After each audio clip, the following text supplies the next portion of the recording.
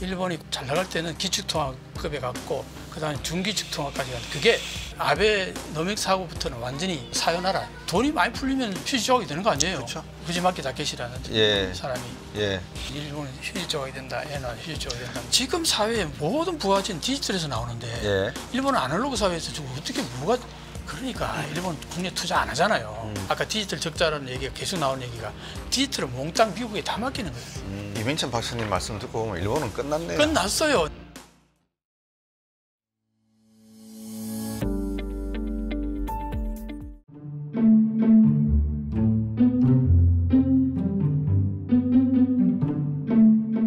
시청자 여러분들께 이 이야기를 좀 해드리죠. AI는 어때요?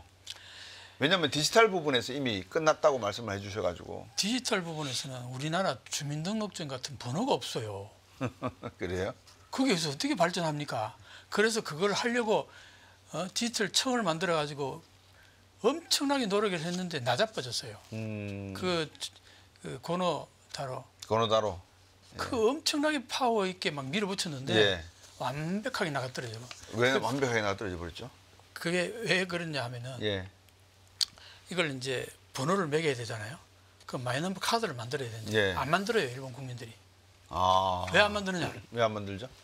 내 정보를 국가가 통제하는 게 싫다 이거예요. 예. 그게 가장 큽니다. 왜 그런지 알아요? 일본 국민들이 그런 생각을 갖고 있어요? 그럼요. 왜 그런지 아세요? 왜 그렇습니까? 일본 국민들 국가 안 믿어요. 일본 국가. 군국주의 했죠. 그 다음에 사과 안 했어요. 일본 국민들한테. 그 다음에 45년, 46년인가? 네. 은행 계좌를 동결해가지고 예. 돈 다 뺏어버렸어요. 거기에 대한 트라우마가 트라우마가 있다. 있어가지고 정부를 안 믿어요. 그러니까 장롱금고라는 얘기가 나오죠. 은행에 돈 안 맡기는 거예요. 예. 왜? 어느 날 정부가 또 엉뚱한 짓 할까 봐. 그런 것도 있고 또 뭐 금리도 낮으니까 그 장롱금고에다 돈을 넣고 쓴다잖아요. 예. 이게 어떤 현상이냐니까 국가를 안 믿는 국민들이 우리가 일본은 국가 말 잘 따른다 생각하죠. 예. 천만의 말씀. 국가와 국민은 일체다. 그게 일본의 힘의 논리에 예. 가지고 높은 데서 하라니까 어쩔 수 없이 따르는 거지. 혼내는 절대 안 믿어요. 일본 정부를.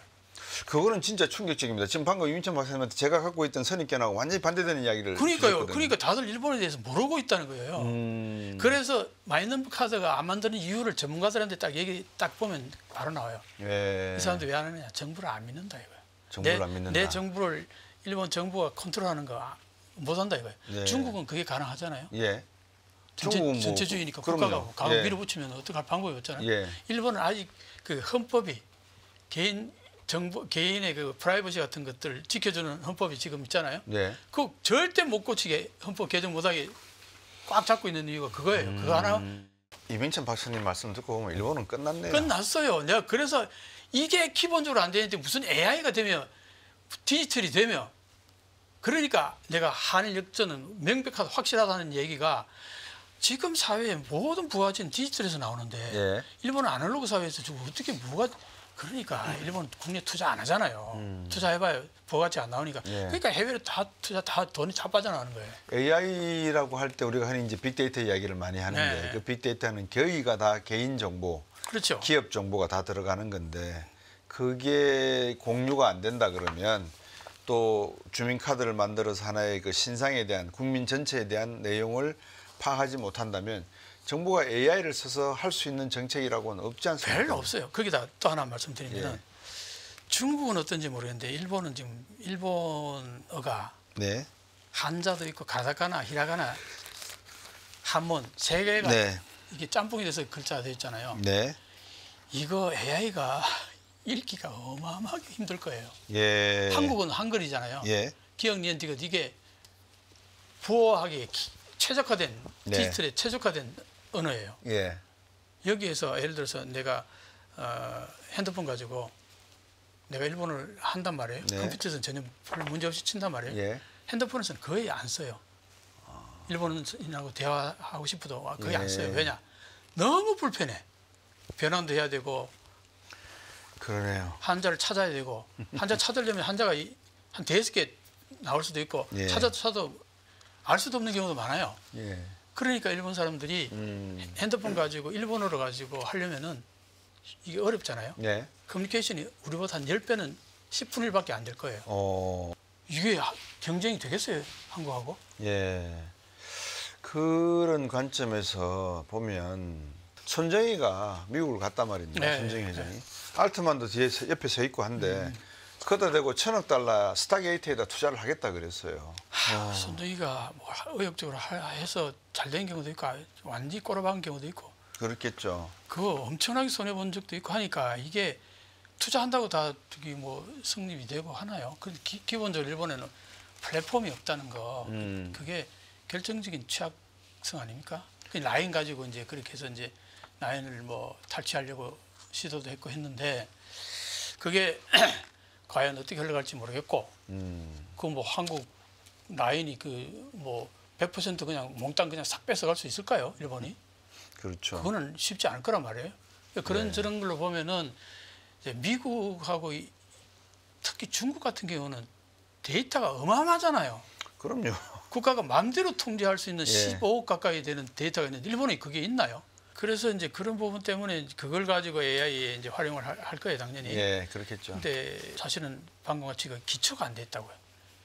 그 디지털에 대한 기술자가 거의 없다고 보면 돼요. 네. 예. 그러니까 아까 디지털 적자라는 얘기가 계속 나오는 얘기가 디지털을 몽땅 미국에 다 맡기는 거예요. 거기에다가 자문 구하고 거기에다 돈 다 터주고 일본에는 기술자가 아예 양성이 안 돼 있어요. 진짜 기가 막힙니다. 그리고 가장 심각한 거는 자민당이 계속 집권하다 보니까 자민당의 핵심 멤버들은 70대, 80대들이에요. 예. 그 사람들에서 디지털은요, USB가 뭔지도 모르는 사람이 디지털 관련되는 장관하는 사회예요. 그 정도입니까? 지난번에 그랬죠. 그 사람이 도장협회 회장이었어요. 예. 도장협회 회장이 뭡니까? 인감을 없애야 디지털로 가는데 그 디지털 관련되는 청 장관이 도장협회 회장이었었어요. 그러니까 예. 정치 자체가 한마디로 말해서 개혁이라든가 국가의 어떤 발전 방향을 향해서 거기에 진짜 전문가들이 장관에 앉고 이런 것 개념이 아니라는 거예요. 네. 세습 의원들이 그거는 가압을 하는 겁니다. 거기에서 무슨 발전이 있겠어요? 내가 그래서 일본을 가장 강하게 비판하는 거는 자민당 정권이 유지되는 한은 한국은 룰루랄라 절대 일본 경계 안 해도 됩니다. 자민당 계속 영원하라고 기도하시면은 예. 한 10년 후, 20년 후에는 우리 발바닥도 못 따를 거예요. 예. 그 이민찬 박사님 말씀 속에 이제 여러 가지 의미가 함축이 되어 있는데 나는 이게 이렇게 얘기하는 게 일본이 경각심을 좀 가지라고 얘기하는데 그러신 거죠. 외부에서 자극이 안 주어지면 내부에서 계획이 안 된다는 게 이미 일본 국민들 그거는 뭐 이미 화석같이 다 알려진 얘기죠. 그렇죠. 근데 외부에서 자극을 아무리 줘도 한국이 자극을 주면은 눈도 하나 깜짝 안 하고 그러니까. 중국이 자극을 주면 조금 반응하고 미국이 조금만 자극 주려고 그래도 난리가 나고 경기를 일으키고 이게 일본의 아마 그 고질적인 거죠. 고질적인 질병이에요. 그게 이제 내가 요즘 와서 그런 생각을 참 많이 하는데 일본이 왜 저렇게 망했냐면은 주변에 한국, 대만, 중국을 너무 깔본 거예요. 자기들이 최고다 항상. 그러는 사이에 중국 지금 하이테크는 일본 10배, 100배 지금 앞서가고 있을 거예요. 아유, 그럼요. 한국도 그렇고. 예. 근데도 아직도 자기들이 기술은 뭐 일본의 기술 예. 참 하품 나오는 얘기를 아직도 하고 앉았어요. 어떻게 일본은 이렇게 발전했을까? 내가 그 얘기를 여러 번 했어요. 예. 당직구 헤엄쳤다는 얘기는 했죠. 예. 주변 국가들이 형편없을 때 한국 6.25 전쟁, 6.25 전쟁. 식민지 다 하고 6.25 전쟁 진짜 전 세계에서 가장 가난한 나라일 때 64년도가 일본은 이미 그때 선진국 진입했어요. 네. 그때 대만 어땠습니까? 중국 어땠습니까? 예. 중국 78년도 돼서 겨우 시장 개혁 개방했죠. 예. 그때까지 여기는 일본 하나밖에 없었어요. 그럼요. 일본 하나밖에 없는데 전쟁이 나고 뭐 하면 그 전부 다 일본이 다 그걸 물자가 예, 다 그렇죠. 됐죠. 예. 한국 전쟁 때 달러를 그렇게 하늘에서 쏟아져 내려왔잖아요. 예. 자본이 있겠다. 2차 세계 치를만큼 기술이 있었겠다. 그 다음에 미국이 또 자기들이 한 짓이 있으니까 예. 핵무기 터뜨린 그것도 뭔가 캥기는 게 있으니까 일본 키워주겠다 해가지고 시장을 마음껏 오픈해 줬잖아요. 예. 자본이 있겠다. 기술이 있겠다. 시장이 있겠다. 경쟁자 아무도 없어요. 돈을 그냥 갈고리채로 그냥 끌어들인 거예요. 예. 그게 그러면 그때 일본이 경쟁력이 대단했느냐 기술력이 대단했느냐 아니라는 거예요. 그걸 내가 놀랬던 게 일본의 노동 생산성은요. 그때 그렇게 좋았을 때 노동 생산성에는 지금이나 거의 동일하다. 동일해요. 순위를 보면 통계치를 내는 거 보면. 그럼 뭘 말하느냐? 그때 기술력이 뛰어나고 뭘 잘해서가 아니라 예. 환경이 운이 좋았다. 그 학자가 얘기를 했어요. 일본 학자가. 그거 빨리 깨달아야 우리가 여기서 벗어나지. 예. 우리가 엄청나게 뛰어나가지고 엄청나게 기술력이 있었고 대단했기 때문에 일본이 그래 버블까지 갔다. 그렇게 하는 순간 일본은 두 번 다시 못 일어난다. 방금 말씀드린 거를 이제 미래로 좀 연결해 보려고 네. 하거든요. 미래 세대들에게 과연 일본은 꿈이 있는가? 외신들 이야기나 제가 읽는 많은 아티클을 읽어보면 일본 청년들도 본국에 대한 사랑과 꿈은 접었다. 이런 이야기들이 있어요. 접었죠. 해외로 나가서 그냥 들어올 생각도 안 하고. 해외로 탈출하죠. 예. 지금 이제 러시아가 지금 벌어지고 있는데 네. 짐 로저스 알죠? 아, 그럼요. 세계적인 투자가. 당연히 아시겠죠. 예. 그런 글을 썼어요. 내가 그걸 보고 경악을 금치 못했는데 일본 청년들이 빨리 탈출하라. 일본으로부터. 오. 탈출을 못하는 형편이 되면 기관 단총이라도 빨리 마련하라. 그만큼 일본 사회가 혼란이 올 거다. 그건 나 자신을 지키려면은 예. 아예 여기서 떠나거나 예. 아니면 총이라도 무기를 가지고서 나를 지켜라. 자기 방어해라. 와, 그거 비슷한 이야기를 우리나라에도 할 수 있는 거 아닙니까? 그러면? 우리나라요? 예. 나는 우리나라를 그렇게 보진 않습니다. 우리나라는 좀 더 희망이 있는 아유, 가능성이 있는 국가다. 가능성이 있죠. 왜 그러냐? 우리는 제가 얘기했잖아. 우리는 맨 땅에 했더니가 여기까지 올라왔어요. 우리도 월남전 때 도움을 받았고 전쟁 때 좀 도움을 받은 것도 있고 또 외환위기 당시에는 중국이 있었기 때문에 우리가 또 극복할 수가 있었고 중진국 함정이 우리에 빠졌잖아요. 네, 그러니까 뭐 그런 것들이 이제 운이라고도 할 수도 있죠. 네. 그런데 일본은 메이주신 때부터 쭉 해가지고 그 다음에 아까 얘기했듯이 한국 전쟁으로 인해서 예. 폭삭 망했다가 다시 완전히 일어났고. 다시 일어났고 그 뒤로 경쟁자가 없어가지고 그때 냉전이라는 또 운이 있어가지고 그러니까 여러 가지 운들이 계속 겹쳤는데 우리는 그런 운은 아니잖아요. 그러니까 거기에다가 우리는 또 IMF 겪고 나서도 또 어쨌든 금방금방 그걸 극복해내는 IMF에서 금목이 그거에 일본에서 있을 수 있을 거라고 생각해요? 어림도 없는 얘기입니다. 뭐 단합하고 이런 거는 네, 단합하고 예. 그러니까 그게 이제 이런 얘기합니다. 일본에서 미야다이 신지라는 사회학자가 예. 일본은 운명 공동체가 아니다. 한국은 운명 공동체라는 거예요. 민족이 고난을 너무 많이 당하다 보니까 예. 고난을 당하면은 그 혹독한 운명 공동체가 생기면은 동료의식이 생긴대요. 그 군대 가가지고 전투 함 치르고 나면 다 동료의식이 엄청나잖아요. 그렇죠. 일본 그런 적이 없었다는 거예요. 그래서 완전히 바라바라 일본 말로. 그 생각들이 다 다른 거예요. 문재인 정부 때 들어서 가지고 우리가 소득주도 성장 이야기를 한 적이 네, 있었습니다. 있죠. 야, 이 경제가 도저히 회복이 안 되니까 네. 일단 이 양극화 문제도 해결을 하고 소비 시장의 활성화를 위해서 소득주도 성장에서 최저임금 막 올리자. 네. 이시바 총리도 비슷한 생각하고 있는 거 아닙니까? 지금 그러고 있죠. 이시바 시게루 총리가 지금 가장 역점을 두는 게 임금 올리는 거예요. 임금을 안 올리면 어떤 현상이 벌어지느냐. 엔저로 가면은 물가가 올라가잖아요. 네. 물가는 올라가는데 임금이 안 오르니까 소비가 없죠. 소비가 없지. 완전 네, 디프레션이죠. 이거는 그럼 빠져나갈 방법이 없어요. 예. 그러니까 제발 기업들아 임금 좀 올려라. 임금 올리면 여력이 안 되는 기업들 어떡합니까? 이제 도산하는 거죠. 근데 좀비 기업들 얘기가 계속 나와요. 네. 좀비 기업이 엄청 많은데 이런 얘기를 합니다. 자, 일본에는 그래도 실업자가 적지 않느냐. 예. 실업자가 적을 수밖에 없는 게 예. 많은 인원이 조금씩 나눠 먹는 거예요. 그렇죠. 그러니까 월급이 안 오르죠. 월급이 안 오르는 거예요. 예. 경쟁이 없는 거죠. 경쟁이 쉽게 없는 거죠. 말씀드리면. 사회주의 국가예요. 예, 일종의. 예. 그러니까 너도 똑같이 적게 나눠 먹고 그냥 너무 실업자 적게 만들고 이게 좀비 기업인 거예요. 그 좀비 기업은 그래서 이제 좀비 기업이 왜 나쁘냐, 꼭 나쁘다고 얘기할 수 있냐 이런 글도 있더라고요. 네. 그 왜 그러냐니 했더니 좀비 기업 그래 파산시키자 이거. 그럼 이 사람들 실업자 되지 않냐?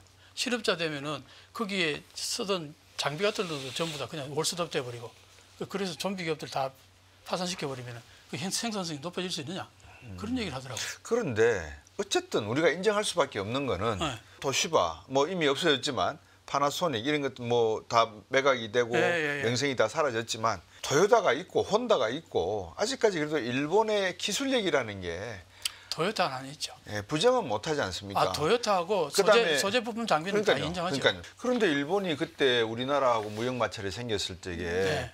주요 반도체 관련된 기술 부품 소재 분야 소재 세 가지 네. 수출 규제하니까 네. 난리가 났잖아요, 한국은. 난리가 났는데 예. 당연히 난리가 나죠. 왜 그렇겠어요? 그동안 그것만 써왔으니까 예. 이미 깔려 있는 거는 그게 최적화된 라인이잖아요. 네. 그게 갑자기 안 들어오면 난리가 나죠, 당연히. 예, 그럼 그런데 어땠으면 한국이? 만든다고 했죠. 만든다고 새롭게 해가지고 대체도 어느 정도 되고 예.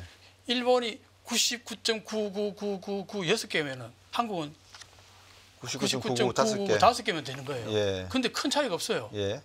우리보다 10배 기술이 앞섰다 쳐다. 그게 뭔 큰 의미가 있냐고요. 그리고 사실은 우리 중소기업들이 그런 기술 개발할 능력이 있음에도 불구하고 대기업들이 지금까지 쓰던 거 그대로 쓰니까 중소기업들이 개발해 놓으면 그 누가 사줬냐. 그래서 못한 거예요. 네. 그래서 내가 그때 일본이 그럴 때 내가 땡큐라고 그랬어요. 아베 땡큐라고 그랬어요. 이제 우리 중소기업 산다. 예. 니들 수출 안 하면은 우리 중소기업들이 물 밀듯이 다 채울 거다. 예. 야, 나 박수 쳤지. 예. 아베는 영원한 우리 친구다. 호비다. 호비다. 너 계속해라 그랬던데. 그런 점에서 놓고 보면 이제 아까도 제가 말씀드리다가 잠깐 멈췄던 이제 아베노믹스의 연장선상에서 아베가 왜 AI를 놓쳤을까? 이제 이유가 어느 정도 이해가 돼요. 네.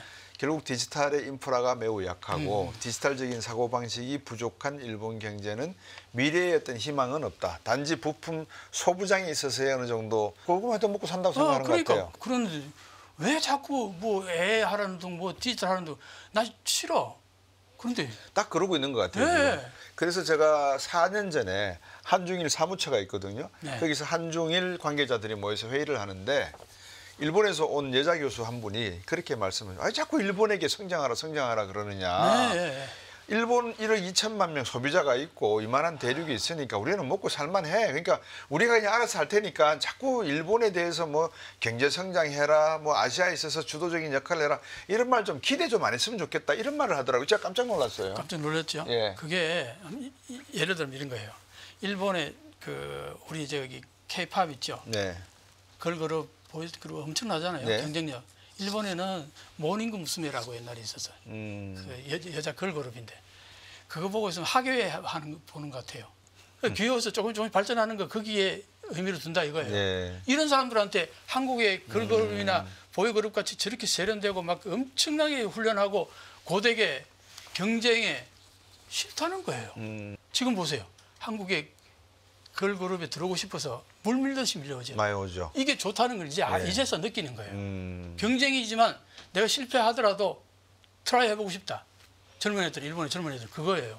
그러니까 일본 사회는 옛날에는 먹고 사는 게 풍족하다 보니까 그런 헝그리 정신이 완전히 사라져 버렸던 거예요. 그러니까 이제 정리를 한번 해드려야 될 것 같아요. 이제 이런 것 같아요. 지금 민명찬 박사님하고 일본의 문화, 심리, 그리고 산업에 있어서의 인프라, 국가 정책의 어떤 방향성, 미국과 주변 국가들과의 어떤 전략적 동맹, 협업, 협력 이런 여러 가지 다각도로 봤을 때 일본은 아직도 아날로그 시절에 있던 그 환상, 꿈을 그대로 간직한 채 이 정도만 해도 괜찮지 않겠냐라고 하는데 2010년도에 중국에 역전을 당해버렸고 네. 또 일본 혼내라고 하는 것 자체가 미래지향적인 정신이 아니라 현재 또는 과거에 안주하고자 하는 정신의 좀비적인 기능이 있다 보니까 결국은 상당히 문제가 되는데 그 문제점이 어디서 탕 터지겠느냐. 엔캐리 트레이드로 나중에 종국적으로 결론을 낼 수가 있다. 이렇게 결론을 내면 되겠습니까? 그럴 가능성이 있는 거예요. 그게 시한폭탄이라고 나는 봅니다. 시한폭탄이. 후지마키 다케시라는 예. 사람이 예. 글을 엄청 쓰는데 이 사람이 계속 그 얘기 일본은 휴지 조각이 된다. 얘는 휴지 조각이 된다. 일본 엔캐리 트레이드 청산에 대한 네. 어떤 의미가 방금 말씀 주신 일본 전체 사회 문화, 경제, 정치적인 내용들이 하나의 응집되어 있는 엑기스와 같은 것이다. 네, 일본이 과거가 아니다. 일본이 과거가 잘 나갈 때는 기축통화급에 갔고 그다음에 중기축통화까지 갔는데 그게 겨우 십몇 년 전까지도 그랬다. 근데 아베 노믹스 하고부터는 완전히 그거하고는 사요나라. 그래가지고 그게 너무나 오랫동안 가다 보니까 시중에 돈이 너무 많이 풀리는 거예요. 돈이 많이 풀리면 휴지 조각이 되는 거 아니에요. 그렇죠. 그게 근본이 깔려 있다 밑바닥에.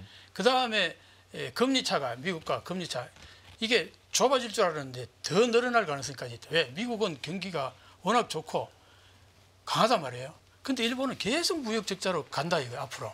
그러니까 이게 좁혀질 것 같았는데 오히려 유지되거나 더 벌어질 가능성까지도 생각할 수 있다. 네. 그 다음에 일본의 제일 중요한 건 무역 적자가 계속 난다는 거예요. 무역 적자가. 해외에서 돈 많이 벌다 그랬죠? 네. 해외에서 뭐 번 돈이 국내로 안 들어가요. 그 돈은 일본 국민들의 돈이 아니라고 보면 돼요. 이거 통계치를 가지고 일본이 무슨 해외 자산이 많다. 그래서 이런 얘기를 합니다. 그래도 일본이 결정적으로 어려울 때는 그 해외 돈들이 들어와서 일본을 스쿠브할 거 아니냐. 글쎄요. 내가 볼 때는 일본이 망하는데 그 돈이 들어올까요? 나는 안 들어올 거라고 봅니다. 들어가지고 그 뭐지 그냥 뭐 수채구덩이에 그냥 돈을 막 들어박는 거나 마찬가지일 텐데 안 그럴 거라고 나는 보거든요. 네. 그러니까 이제 국내는 국내로 봐야 된다고 보는 거예요. 이미 해외로 떠나간 돈은 일본 돈이라고 얘기하기에 좀 애매하다. 그런 여러 가지. 예. 예, 트럼프 대통령의 2.0 시대가 열리면서 우리가 미일 관계를 한번 조망해 볼 필요가 있다. 미일 관계 속에 비춰지는 한미 관계는 어떤 방향으로 갈까? 또 앞으로 어떤 좌표를 놓아야 되는가에 대한 고민의 일단을 생각해 봐야 되는데, 일단 이명찬 박사님 말씀을 듣고 보면 미래의 아시아에 있어서의 일본의 패권, 일본의 위상은 더 이상 과거의 일본은 아닐 수 있다라는 말씀을 계속해서 반복해 주시는 것 같습니다. 모르겠습니다. 그게 뭐南海 대지진이 일어나든 후지산이 폭발하든 폼페이 채우날처럼 자연재해에 의해서 이루어질지는 모르겠습니다만, 일본 경제라는 것이 분명히 위기 상황 속에 갇혀 있고 대한민국 경제라고 하는 것이 일본 경제와 매우 닮은 꼴이라서 저희들이 일본을 자세히 봐야 되는 것은 분명한 것 같습니다. 하지만 그 또한 기회의 요인이 될 수 있기 때문에 한국 경제로서는 일본이 놓치고 있는 수많은 일본 정신, 열정, 과거에 대한 집착, 이런 문제들에 대해서 우리는 새로운 해결책을 모색해 내지 않을까, 그런 생각을 해봅니다.